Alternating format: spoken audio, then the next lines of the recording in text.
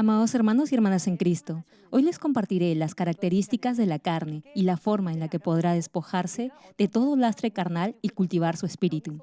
Espero que entiendan lo vano que es lo carnal y lleguen a desechar toda esa carga y crezcan en el espíritu. Hermanos, la escritura de hoy la hallamos en Primera de Juan, capítulo 2, versículo del 15 al 16.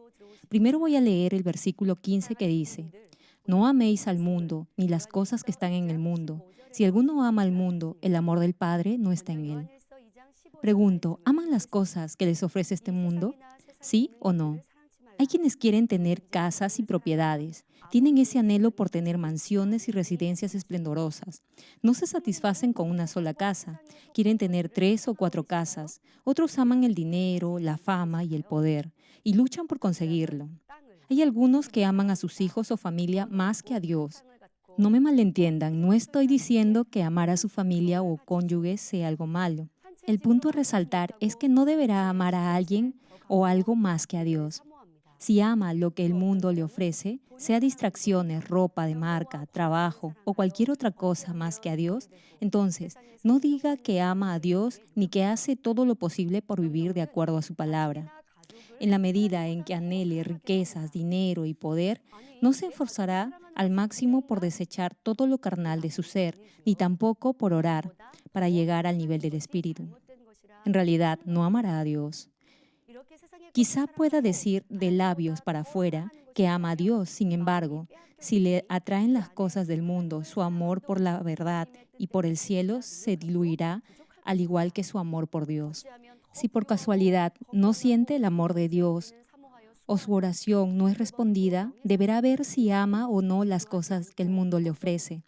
Luego, el verso 16 agrega: porque todo lo que hay en el mundo, los deseos de la carne, los deseos de los ojos y la vanagloria de la vida, no provienen del Padre, sino del mundo.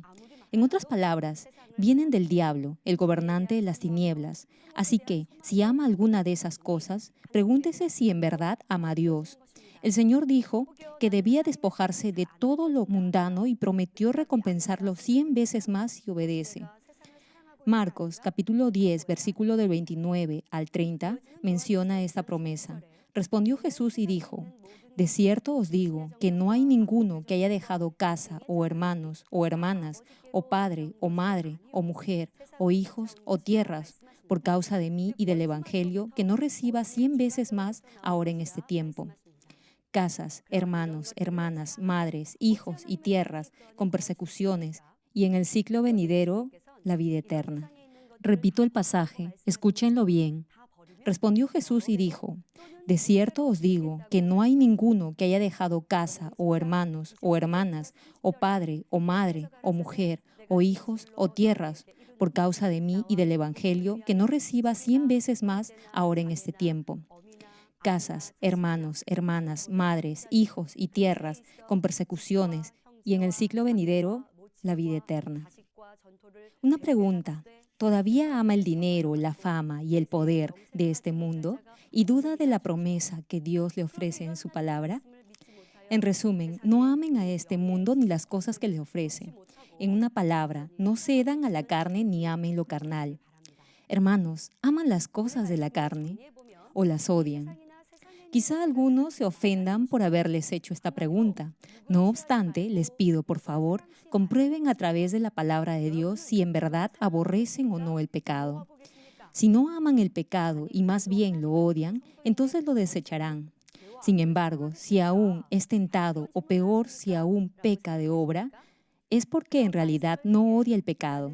Les hago una pregunta: ¿podría vivir en una cloaca rodeado de heces, fecales, alimento podrido y ratas y gusanos? Si algo sucio se impregna en su ropa, ¿acaso no lo limpiará de inmediato? No obstante, el pecado, la maldad y el engaño que hay en el corazón no es solo sucio y asquiento, sino que además, por esas iniquidades, el maligno lo acusará y provocará pruebas, problemas, enfermedades en su vida y lo arrastrará a la muerte eterna en el infierno.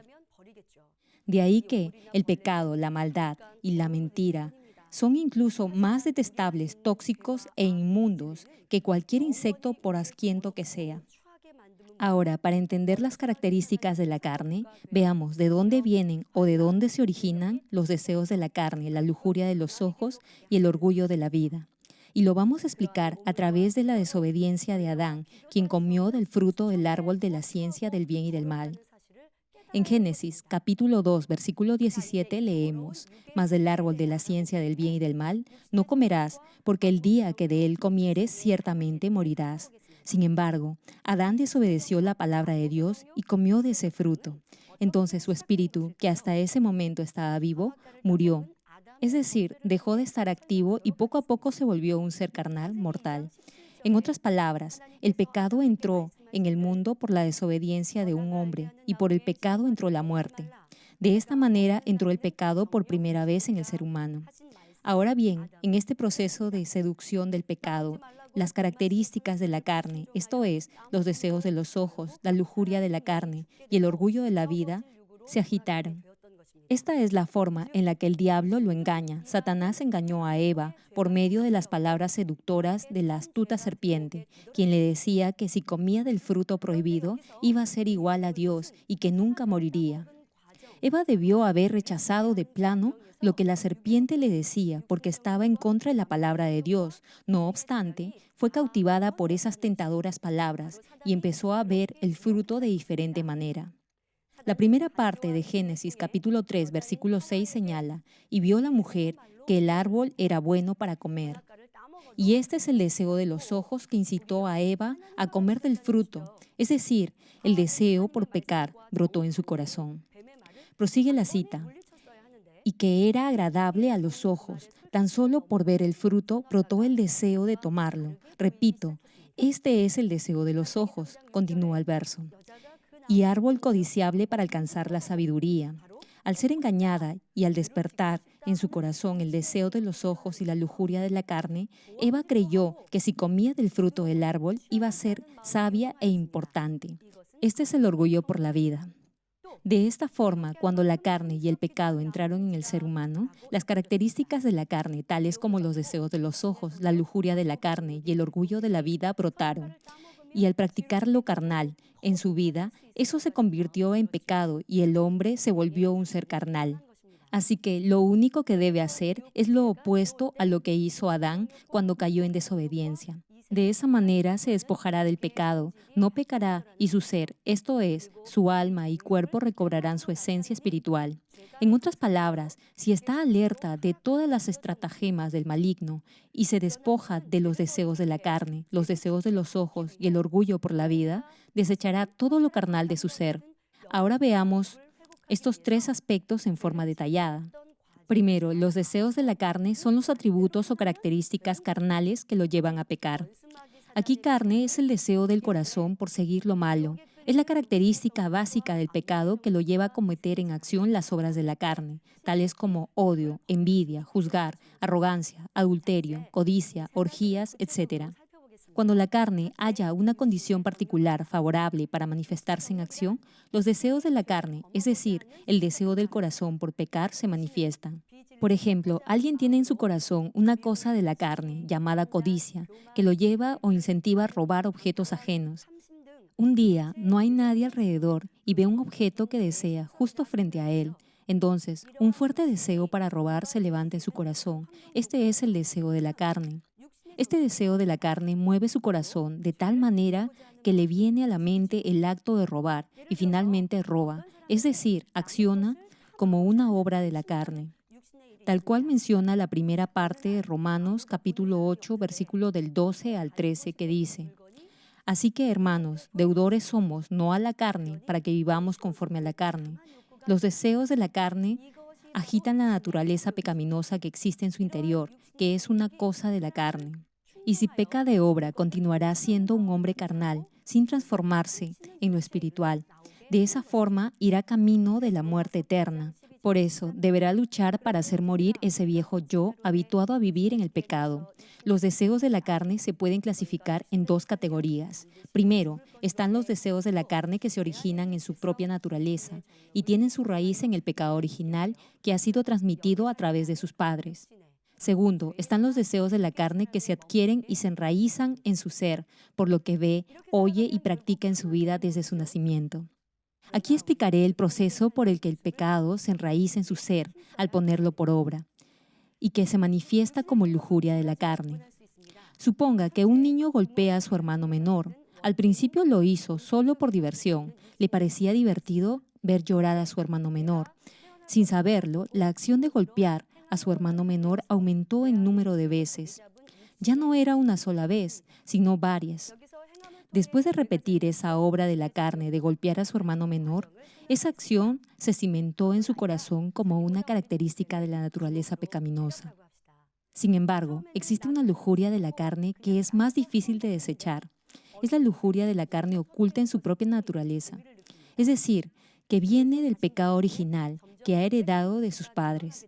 Podrá desechar la lujuria de la carne que se genera al ver, oír, accionar, si bloquea la lujuria de los ojos que entran en su mente y deja de practicar en su vida diaria esos actos pecaminosos. No obstante, la lujuria de la carne, que se deriva de la naturaleza pecaminosa oculta en su propia naturaleza, será más difícil de desechar. Por ejemplo, no cometerá adulterio porque le han dicho que no lo haga. Sin embargo, hay adulterio que se comete en pensamiento. Aunque no lo quiera, le vendrá a la mente. De ahí que precisará esforzarse más. Ahora bien, ¿a qué me refiero cuando digo que deberá esforzarse más? Para despojarse de la lujuria de la carne, primero deberá cortar con las obras de la carne. Si no puede tener control sobre las obras carnales visibles, no podrá tener dominio sobre las características invisibles del pecado y de la naturaleza pecaminosa de su ser. Primero, deberá desechar los hábitos de su vida pasada, es decir, de su antiguo yo y las obras o actos de la carne que antes cometía, y luego despojarse de cada uno de los deseos de la carne en su naturaleza, orando con dedicación y constancia. Es lo mismo con su esfuerzo por romper toda cadena de adicción a lo carnal. Si se esfuerza por despojarse del pecado y ora, Dios le responderá. La llenura y plenitud y la ayuda del Espíritu Santo y la gracia y el poder de Dios vendrán sobre usted, y así podrá desechar toda lujuria de la carne oculta en su naturaleza. Primera de Pedro, capítulo 2, versículo 11 dice: Amados, yo os ruego, como a extranjeros y peregrinos, que os abstengáis de los deseos carnales que batallan contra el alma. A pesar que por el Espíritu procura obedecer la verdad, la carne, es decir, las características de la naturaleza humana caída, lo hará obedecer la maldad.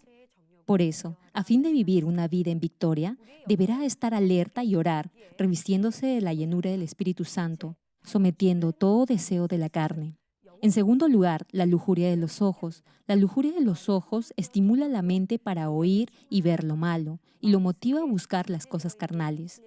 Desde que nace, usted aprende y graba en su memoria recuerdos a través del proceso de ver, oír y sentir. Por eso, si no ha visto nunca nada, no habrá grabado ningún sentimiento en su memoria. Por ejemplo, alguien está explicando la hermosa vista de un nevado. Los que han visto anteriormente una montaña cubierta de nieve podrán imaginar el paisaje y recordar esa sensación. No obstante, los que siempre han vivido en una zona tropical y que jamás han visto nieve, no podrán experimentar esa misma sensación a pesar de la descripción más detallada que se haga. Y es que la impresión que ha causado lo que ha visto se ha grabado con un fuerte sentimiento. Tan solo escuchar una sola vez esa descripción retrotraerá a su mente el paisaje. Este proceso se da también con el pecado. Romanos capítulo 7, versículo 5 dice: Porque mientras estábamos en la carne, las pasiones pecaminosas que eran por la ley obraban en nuestros miembros, llevando fruto para muerte. Es decir, si da rienda suelta a sus pasiones pecaminosas, estará manifestando frutos que lo llevarán a la muerte eterna. En la Biblia leemos muchos casos en los que los deseos de los ojos dieron origen al pecado en acción, es decir, a las obras de la carne. Por ejemplo, una tarde después de haber descansado, el rey David se levantó y comenzó a pasear por la azotea de su palacio. De pronto, vio a una mujer muy hermosa que se estaba bañando. Era Betsabé, esposa de Urías.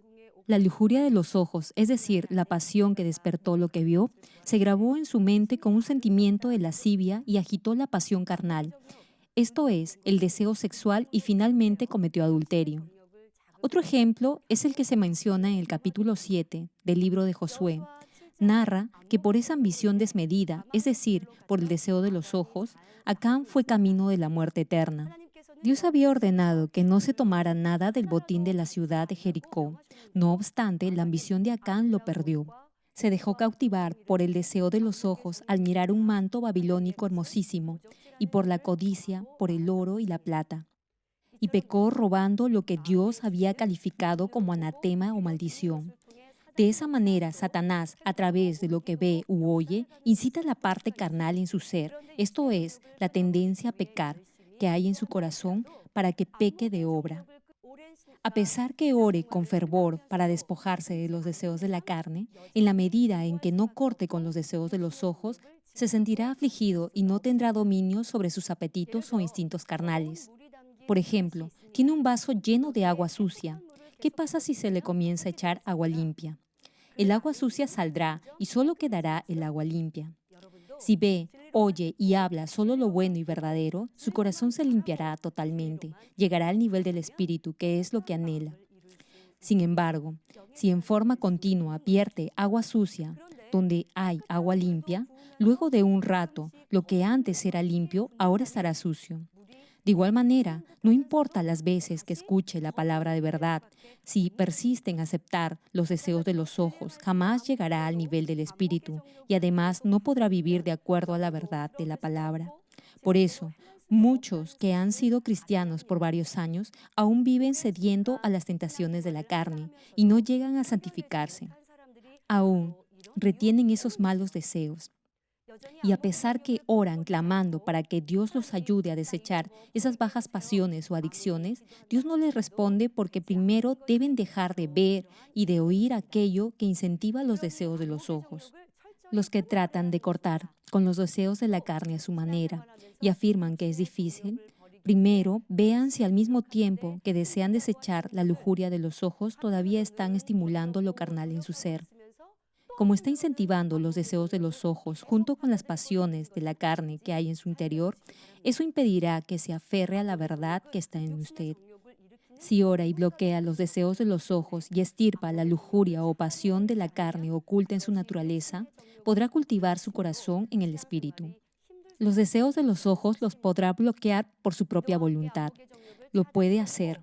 No obstante, la verdad es que muchos no quieren hacerlo. No deberá ver ni oír lo que se supone no debe ni ver ni oír.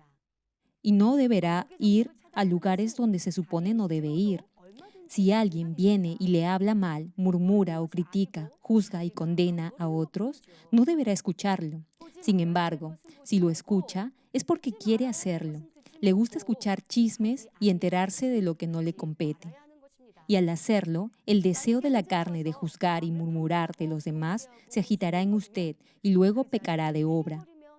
No es que no pueda dejar de oír esos chismes. Lo que en verdad pasa es que no quiere dejar de oírlos.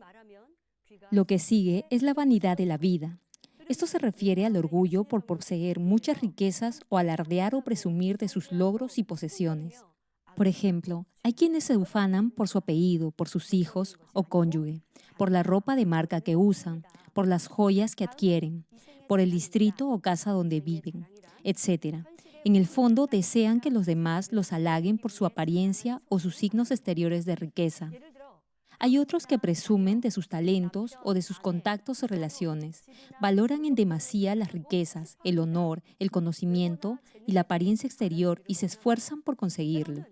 Sin embargo, el rey Salomón, quien disfrutó de toda la riqueza y honor, confesó en Eclesiastés capítulo 1, versículo 3, ¿qué provecho tiene el hombre de todo su trabajo con que se afana debajo del sol? Y el Salmo 103, versículo 15 agrega, el hombre como la hierba son sus días, florece como la flor del campo. A pesar que ahora tenga honor, poder, riqueza e incluso salud, no será para siempre. Más aún, aunque tenga autoridad y riqueza, como nadie la ha tenido, no podrá llevarse nada de eso al cielo. Entonces, ¿para qué le ha servido todo eso? El orgullo por poseer muchas riquezas se manifiesta en una actitud de soberbia y arrogancia. El diccionario define arrogancia como alguien que carece de humildad o se siente o se cree superior a los demás. Es tener un exagerado sentido de su propia importancia. La primera parte de Jeremías, capítulo 50, versículo 31 menciona: He aquí, yo estoy contra ti, oh soberbio, dice el Señor. Es decir, la vanagloria o el orgullo de la vida lo llevarán a la perdición. Además, si es soberbio y orgulloso, no podrá servir al reino de Dios. Si después de haber sido bendecido o de haber servido en la obra de Dios, se vuelve arrogante o altivo, no crea que esa actitud agradará a Dios, ni que hallará gracia frente a los demás. A pesar que el Señor Jesús es el unigénito Hijo de Dios Todopoderoso y de tener toda autoridad y poder, jamás se irrogó gloria alguna. Más bien, siempre honró en todo a Dios. De igual manera, los que no tengan esa actitud ególatra ni orgullosa en la vida y tengan un corazón dispuesto para servir en el reino de Dios, jamás presumirán de sus posesiones, ni menospreciarán a otros. Por el contrario, ayudarán a los necesitados y así honrarán a Dios. Con esto concluyo, amados hermanos y hermanas en Cristo. Tal como dice la parte final de 1 de Corintios, capítulo 1, versículo 31, el que se gloría, gloríese en el Señor. Es decir, si alguien quiere sentirse orgulloso de algo, que se sienta orgulloso de Jesucristo, el Señor, y Dios lo bendecirá espiritual y materialmente, porque habrá engrandecido el nombre del Señor. Es mi oración en el nombre del Señor que se despojen de toda soberbia y arrogancia por las cosas materiales de esta vida, que son pasajeras y que con el tiempo desaparecerán, y que en todo lo que hagan honren al Señor. Si desecha todo deseo por el placer físico y se despoja de la ambición por lo material y el orgullo de poseer muchas riquezas, entonces cultivará todo su ser en el espíritu. Y la tendencia carnal que había en su cuerpo desaparecerá. Ya no obedecerá al pecado, porque será lleno del espíritu. Cuando llegue a ese nivel, esto es, cuando haya cultivado todo su ser, es decir, su alma y su cuerpo, en el espíritu, será partícipe de la naturaleza divina, es decir, se habrá santificado ante Dios. Segunda de Pedro, capítulo 1, versículo 4 señala: por medio de las cuales nos ha dado preciosas y grandísimas promesas, para que por ellas llegaseis a ser participantes de la naturaleza divina, habiendo huido de la corrupción que hay en el mundo a causa de la concupiscencia. Oro en el nombre de nuestro Señor Jesucristo, para que puedan despojarse de los malos deseos de la carne, de la lujuria y la lascivia por el placer físico, de toda codicia y ambición por las cosas materiales, y lleguen a perfeccionar todo su ser en el Espíritu, a fin que puedan ser partícipes de la naturaleza divina.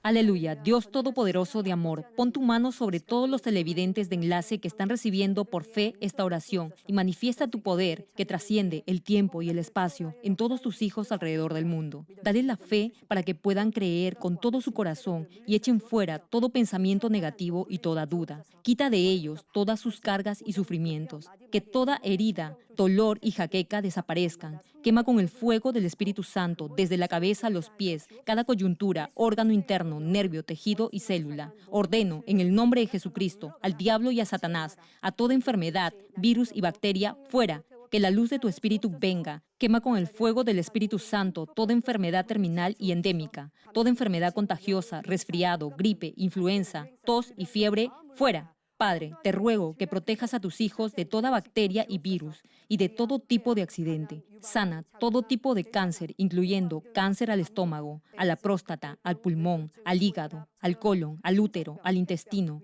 cáncer de mama y toda otra enfermedad como el SIDA, leucemia, apoplejía cerebral, presión arterial alta y baja, enfermedades cardiovasculares y pulmonares, enfermedades de la piel e inflamación, toda polio, parálisis, derrame cerebral, artritis y hernia, fuera. Sana toda clase de dolor de espalda, lumbago, hernia, a los discos, jaqueca y toda clase de neuralgia, fatiga, enfermedad a la tiroides, epilepsia, autismo, depresión, neurosis, bipolaridad y todo tipo de enfermedades mentales, fuera.